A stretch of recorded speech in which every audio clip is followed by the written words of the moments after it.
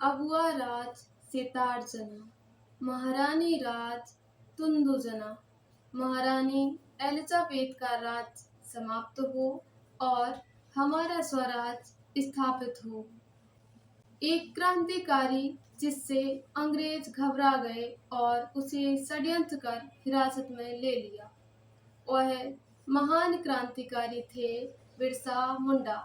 हिरासत में लेते ही सभी आदिवासी क्रांतिकारी पूरे छोटा नागपुर पठार क्षेत्र में बड़ा आंदोलन करने की जमीन तैयार करने लगे। अंग्रेज जानते थे कि बिरसा मुंडा के विरुद्ध ऐसी धाराओं में केस नहीं है जिससे उन्हें लंबे समय तक जेल हो सके।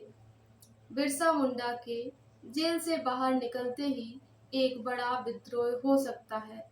इस खतरे को भांपते हुए अंग्रेजों ने बिरसा मुंडा के पीने वाले पानी में विषाक्त मिला दिया। बिरसा मुंडा की मृत्यु हो गई तो अंग्रेज अधिकारियों ने हैजा फैलने का बहाना कर उनकी मृत्यु की घोषणा कर दी।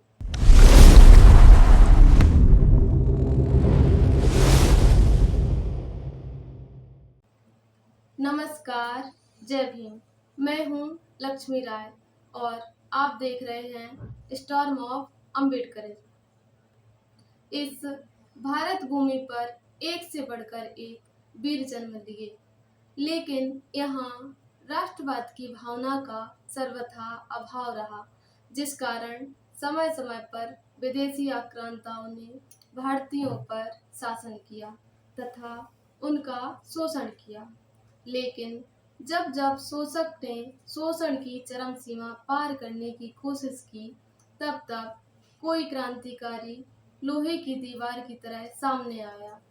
ऐसे ही एक क्रांतिकारी वीर थे बिरसा मुंडा, जिन्हें धरती आबा के नाम से भी जाना जाता है, जिसका अर्थ होता है पृथ्वी का पिता।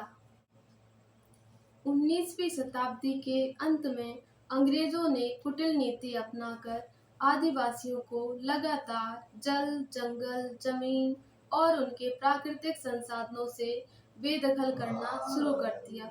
यह सब देखकर बिरसा मुंडा बेचैन हो गए। उन्होंने 1895 में अंग्रेजों द्वारा लागू की गई जमींदारी प्रथा और राजस्व व्यवस्था के खिलाफ जंग छेड़ी। जल, जंगल, जमीन के खिलाफ छेड़ी गई ये लड़ाई विद्रोह मात्र नहीं थी, यह है आदिवासी अस्मिता, स्वायत्तता और संस्कृति को बचाने के लिए संग्राम था। इस महाविद्रोह को उलगुलान नाम दिया गया। उलगुलान का अर्थ होता है महाकोलाहल। अंग्रेज घबरा गए, बिरसा मुंडा को षड्यंत्र कर पकड़वा लिया। उनके करीबी साथी ने ही 500 रुपए के लालच में उनके गुप्त ठिकाने का पता अंग्रेजी प्रशासन को बता दिया था। बंदी गृह में ही संदिग्ध परिस्थितियों में भगवान बिरसा मुंडा की 9 जून 1900 को मृत्यु हो गई थी। हैजा से मृत्यु हुई है, अंग्रेजों ने ऐसी खबर फैला दी थी। इस तरह बिरसा मुंडा की जीवन लीला समाप्त हुई। आज 9 जून है, हम उनकी पुण्यतिथि पर उन्हें कोटि कोटि नमन करते हैं। विद्रोह के कई कारण थे, जिनमें स्थायी बंदोबस्त अधिनियम 1793, इसने आदिवासियों की परंपरागत प्रणालियों को विघटित किया, जैसे खेती, न्याय परिषद जो आदिवासियों के स्वामित्व में थी, बेत आदिवासियों पर जबरन थोपा गया कार्य जिसका मेहनताना भी नहीं मिलता था, ऋण के लिए साहूकारों पर निर्भरता आदि प्रमुख हैं। विद्रोह के कुछ उद्देश्य इस प्रकार थे: ब्रिटिश शासन को उखाड़ फेंकना, बाहरी लोगों, जमींदारों, साहूकारों, अन्य शोषकों को भगाना, बिरसा राज के तहत स्वतंत्र मुंडा राज्य की स्थापना। यह आंदोलन विशेषकर छोटा नागपुर पठार के क्षेत्र में फैला था। इस क्षेत्र में आज के झारखंड, छत्तीसगढ़, उड़ीसा के पूर्वी क्षेत्र शामिल हैं। यह विद्रोह आंशिक रूप से सफल हुआ। हालांकि बिरसा मुंडा वीरगति को प्राप्त हुए।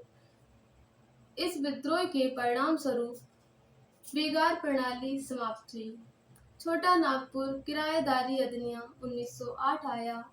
यह अधिनियम आदिवासी भूमि को गैर आदिवासी लोगों को हस्तांतरित करने पर रोक लगाता है और भूमि पर आदिवासियों के स्वामित्व व अधिकारों की रक्षा करता है। इस कड़ी में इतना ही। आपको वीडियो में दी गई जानकारी कैसी लगी? कमेंट बॉक्स में अवश्य बताएं। वीडियो पसंद आया हो तो लाइक करें, पढ़ने लिखने वाले बच्चों को शेयर करें। धन्यवाद। जय भीम, जय भारत, जय संविधान।